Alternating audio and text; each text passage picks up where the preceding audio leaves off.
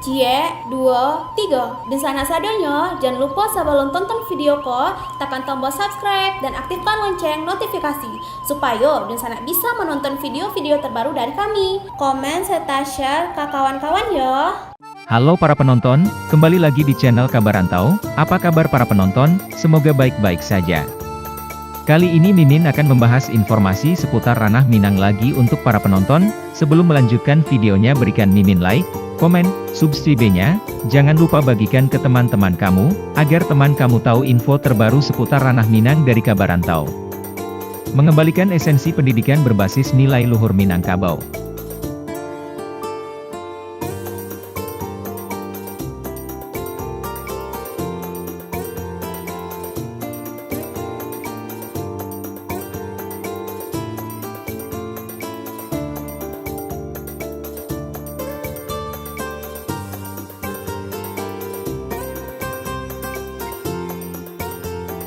Untuk mewarisi generasi muda Minang yang mampu berpikir komprehensif, bermakna, strategis, bijak, dan religius sesuai dengan ajaran adat Basandi Syara, Basandi Kitabullah, IBSSBK, perlu dilakukan reformasi pendidikan dengan merevitalisasi budaya belajar yang melibatkan 3 pusat pendidikan yaitu keluarga, satuan pendidikan, dan masyarakat.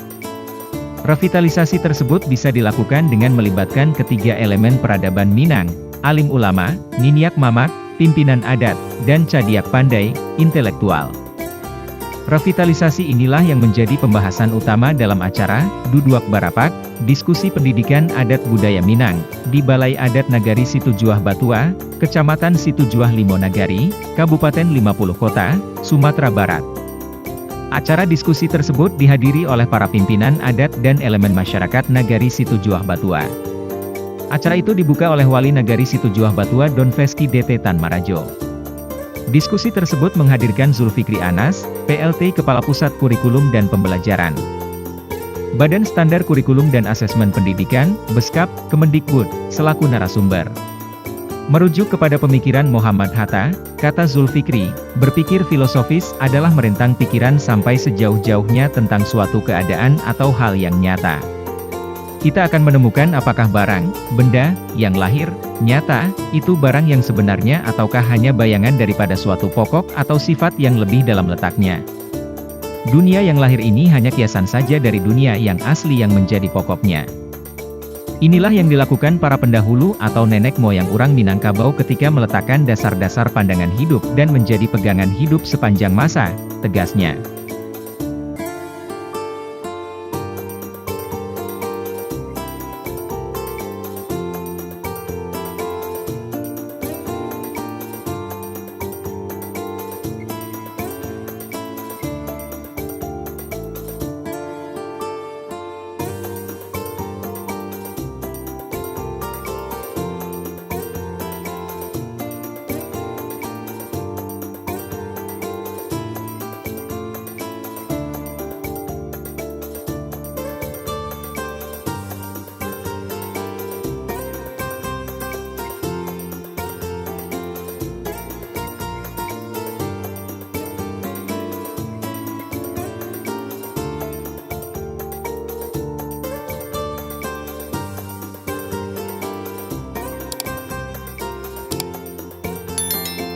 Zulfikri menambahkan, dalam upaya mengembalikan pendidikan ke maknanya, perlu dirancang sebuah kerangka pengembangan pendidikan yang berbasis pada falsafah adat Basandi Syara, Basanda Kitabullah, alam takambang jadi guru. Falsafah tersebut menjadi dasar dalam menyatukan agama, ilmu pengetahuan, dan kehidupan kemasyarakatan. Menurutnya, salah satu kelebihan bagi masyarakat yang terlahir sebagai orang Minang adalah adanya perlindungan dari 3 kekuatan yang melembaga, yaitu alim ulama, cerdik pandai, dan ninik mamak. Ketiga kekuatan itu saling melengkapi dan tidak saling memihak satu sama lain yang disebut dengan 3 tungku sejerangan, dengan tujuan menciptakan kepribadian yang religius, berilmu pengetahuan, dan berakhlak mulia dalam hidup bermasyarakat, tuturnya. Zulfikri menambahkan bahwa, sebagai generasi penerus, kita perlu melakukan refleksi mendalam tentang makna adat Basandi Syara, Basandi Kitabullah, IBSSBK, alam takambang jadi guru. Menurutnya, Adat bersendikan agama, Islam, agama bersendikan Al-Quran, dan alam terkembang jadi guru memiliki makna pertemuan antara ayat kauliyah dengan ayat kauniyah. Pertemuan itu terjadi di alam pikiran, rasa, karsa, dan hati nurani manusia. Oleh karenanya, buah pikiran yang terlahir merupakan pikiran bijak yang berpondasi kepada kebenaran hakiki, ujarnya. Sejalan dengan itu, proses pengambilan keputusan untuk mendapatkan solusi yang adil dan tepat sasaran dilakukan melalui mekanisme musyawarah dan mufakat yang melibatkan 3 unsur. Alim ulama, cadiak pandai, cerdik pandai, dan ninik mamak, pimpinan adat. Alim ulama mewakili agama, cerdik pandai mewakili ilmu pengetahuan, dan ninik mamak mewakili adat hidup bermasyarakat. Ketiganya memiliki kekuatan yang sama, dan sama-sama berpegang pada kebenaran dari sisi masing-masing. Ini yang disebut sebagai 3 tungku sejarangan, 3 tungku di mana ketiga tiangnya saling menguatkan satu sama lain, paparnya.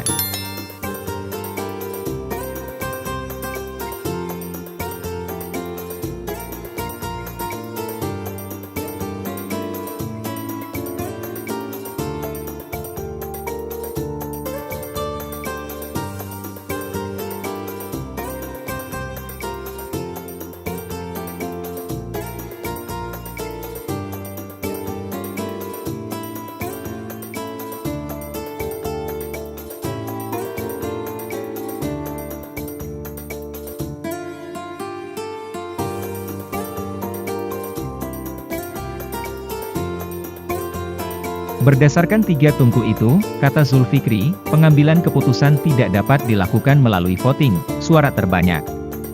Karena kalau berdasarkan suara terbanyak, berarti ada satu tiang yang diabaikan, maka keputusan yang lahir tidak sempurna sebagai suatu kebijakan. Ia menjelaskan, terdapat 4 tahapan dalam proses pengambilan keputusan. Tahap pertama melalui musyawarah adat istiadat yang berlaku dalam satu kaum. Jika tidak dapat diputuskan, maka akan naik pada tingkatan berikut. Adat nan teradat dengan kekuatan hukum yang lebih tinggi. Jika juga belum dapat kata sepakat, maka akan naik pada tingkat berikut, adat nan diadatkan dengan kekuatan hukum yang lebih tinggi lagi. Namun, jika belum juga dapat diputuskan, maka akan naik pada tingkatan tertinggi, menggunakan hukum yang hakiki yang tidak lagi ada pihak yang membantahnya, yaitu adat nan sabana adat, adat yang sebenar-benarnya adat. Ini hukum tertinggi yang kebenarannya tidak lagi dapat dibantah, yaitu kebenaran sesuai dengan sunnatullah, kebenaran yang tak lagi terbantahkan oleh argumen apapun. Kata Zulfikri. Disinilah titik temu antara ayat kauniyah, alam semesta dan semua hukum-hukum dasarnya, dengan kauliyah yang bersumber dari Al-Quran. Semua menerima keputusan tanpa ada yang kalah dan menang, yang ada benar atau salah, ujarnya.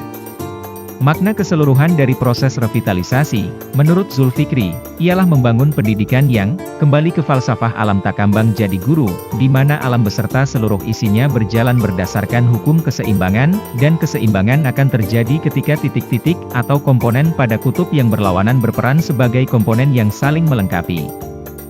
Pendidikan seperti itulah yang dapat menciptakan kepribadian yang utuh dan mampu mengatasi permasalahan-permasalahan ke depan, tegas Zulfikri.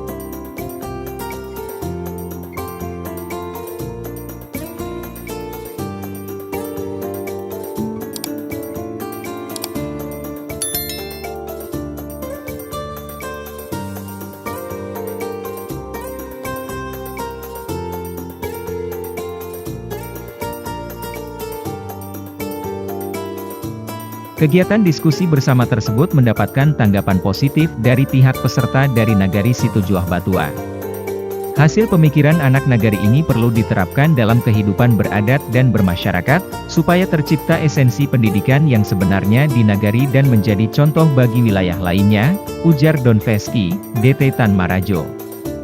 Jadi seperti itu para penonton, pernyataan-pernyataan di atas adalah ujaran-ujaran dari anak nagari yang perlu diterapkan di kehidupan dan mulai dari di tempat mereka belajar hingga di lingkungan rumah.